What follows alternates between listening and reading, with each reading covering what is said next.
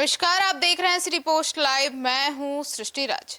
मुंगेर में NH 333B सड़क चौड़ीकरण के लिए चली बुलडोजर कार्रवाई अब बड़ा विवाद बन गई है। प्रभावित परिवारों का आरोप है कि उन्हें अपना सामान तक निकालने का समय नहीं दिया गया, जबकि कई लोगों का कहना है कि पूरा मुआवजा मिलना बिना ही उनके घर और दुकान तोड़ दिए गए। सवाल यह है कि विकास की रफ्तार जरूरी है, लेकिन क्या मानवीय संवेदनाओं की भी उतनी ही अहमियत होनी चाहिए? अब इस मुद्दे पर बातचीत करने के लिए हमारे साथ मौजूद है हमारे सहयोगी पत्रकार रवि सर। सर, क्या सड़क चौड़ीकरण जैसी विकास परियोजनाओं के लिए इस तरह की बुलडोजर कार्यवाही जरूरी है? देखिए, सड़क चौड़ीकरण जैसी परियोजनाएं किसी भी क्षेत्र के विकास के लिए बहुत ही महत्वपूर्ण होती हैं और बेहतर सड़कें बनने से यातायात आसान होता है, व्यापार बढ़ता है और स्थानीय अर्थव्यवस्था को भी लाभ मिलता है। लेकिन विकास परियोजनाओं को लागू करते समय प्रशासन की जिम्मेवारी केवल निर्माण कार्य पूरा करना नहीं होती है, बल्कि प्रभावित लोगों के अधिकारों और उनकी सुरक्षा का भी ध्यान रखना होता है।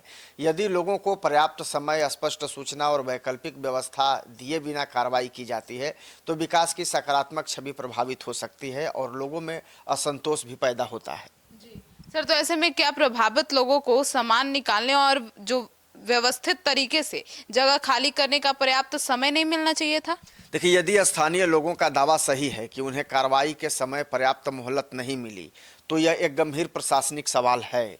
किसी भी अतिक्रमण को हटाने की कार्रवाई से पहले नोटिस देना बहुत ज़रूरी होता है और जितना ज़रूरी होता है उतना ही ज़रूरी यह भी है कि अंतिम कार्रवाई के दौरान लोगों को अपना ज़रूरी सामान, दस्तावेज और रोज़मर्रा की चीज़ें सुरक्षित निकालने का भी उन्हें उचित अवसर मिलना चाहिए।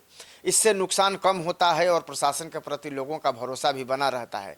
विकास कार्यों के साथ मानवीय संवेदनशीलता भी प्रशासनिक प्रक्रिया का अहम हिस्सा होनी चाहिए और इन तरह के चीज़ों का ख्याल रखना चाहिए, क्योंकि अगर ऐसी चीज़ें नहीं होंगी तो लोगों में अविश्वास बढ़ता है और जब लोगों में विश्वास बढ़ता है तो कहीं ना कहीं समस्याएं सामने तो आती ही हैं। सर, तो बिना मुआवजा दिए पुनर्वास सुनिश्चित किए बिना कार्यवाही करना कितना उचित है? देखिए, यह सबसे बड़ा और सबसे संवेदनशील मुद्दा है।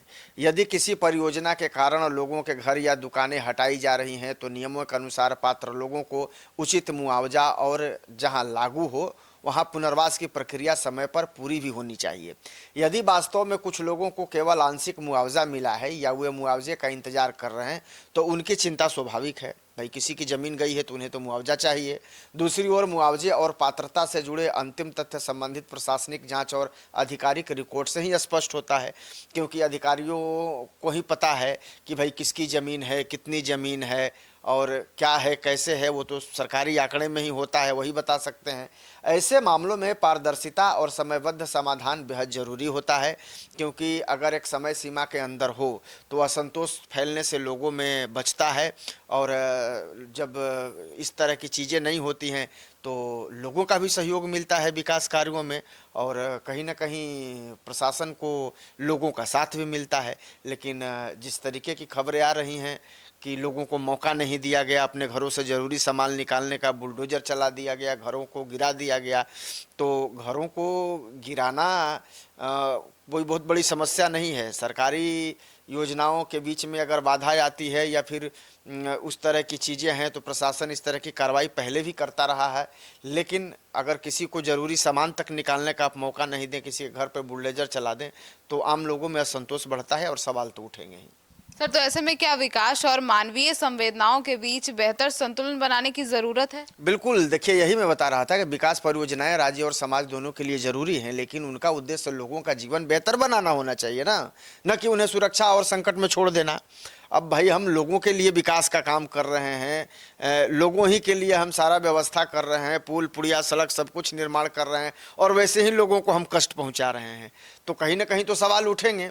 देखिए, यदि प्रशासन उस समय संवाद करे, उचित मुआवजा दे, पुनर्वास की व्यवस्था सुनिश्चित करे और कार्रवाई के दौरान मानवीय दृष्टिकोण अपनाए तो विरोध की स्थिति काफ़ी हद तक टाली जा सकती है।